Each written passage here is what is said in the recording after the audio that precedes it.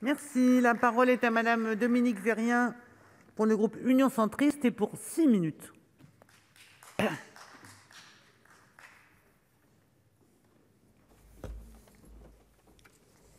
Merci. Madame la présidente, monsieur le ministre, monsieur le rapporteur, cher Philippe Bonnecarrère, monsieur le président de la commission, excusez-moi, mes chers collègues, chaque année, comme plusieurs orateurs l'ont déjà dit, ce sont des milliards d'euros qui échappent à l'Union européenne et aux États membres. Détournement de fonds européens, escroquerie aux subventions, corruption, blanchiment d'argent, abus de confiance. Les causes sont multiples, mais la conséquence, elle, reste la même, une baisse des moyens alloués à la construction du projet européen.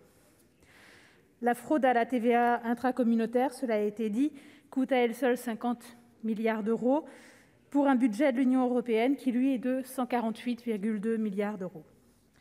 La facilité avec laquelle on peut déplacer les capitaux dans le monde entier, la lenteur des enquêtes transnationales, qui se heurtent elles-mêmes à l'opacité de certains systèmes bancaires, voilà qui, jusqu'à présent, ne pouvait que favoriser des vocations criminelles. Et force est de reconnaître qu'Europol, Eurojust ou l'Office européen de lutte contre la fraude n'ont pas su endiguer le phénomène. La création d'un parquet européen en charge d'enquêter et de poursuivre les infractions portant atteinte aux intérêts financiers de l'Union sera, je l'espère, une réponse efficace. Une réponse que nous souhaitons ici au Sénat depuis bientôt 20 ans. En effet, dès 2002, notre Assemblée adoptait une résolution appelant à la création d'un parquet européen. Aujourd'hui, ce texte est donc un aboutissement pour nous, mais aussi un grand pas pour l'Union européenne. Car bien plus qu'un agrégat économique, l'Europe se doit d'être porteuse de valeurs communes. Elle ne doit pas seulement être un marché intérieur, mais une puissance qui nous protège et qui se protège. La formule retenue permet de garantir l'efficacité de la répression contre une délinquance astucieuse, largement internationale, et dont les profits se chiffrent souvent en millions d'euros. Le texte qui revient devant notre Assemblée aujourd'hui entend adapter la procédure pénale française aux règles de fonctionnement de ce nouveau parquet européen, un travail bienvenu qui permet de clarifier notre code tout en préservant ses spécificités telles que le juge d'instruction. En outre, et c'est aussi un point à saluer, ce projet de loi s'attache à muscler notre dispositif judiciaire face aux atteintes environnementales. L'attachement des Français à la biodiversité et au patrimoine écologique est sincère. Traiter des délits et crimes environnementaux est attendu. Et d'ailleurs, si j'ai bien entendu les dernières déclarations du président de la République, il est probable que nous débattions à nouveau de protection de l'environnement et de biodiversité dans les mois à venir.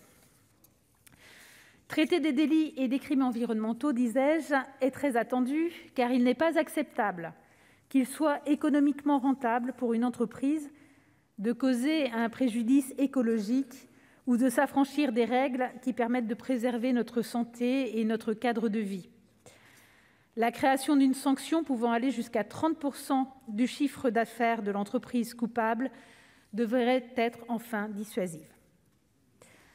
Je pense aussi à nos élus locaux, trop souvent confrontés à des décharges sauvages, des permis de construire illégaux ou des infractions à la réglementation sur la pêche ou la chasse.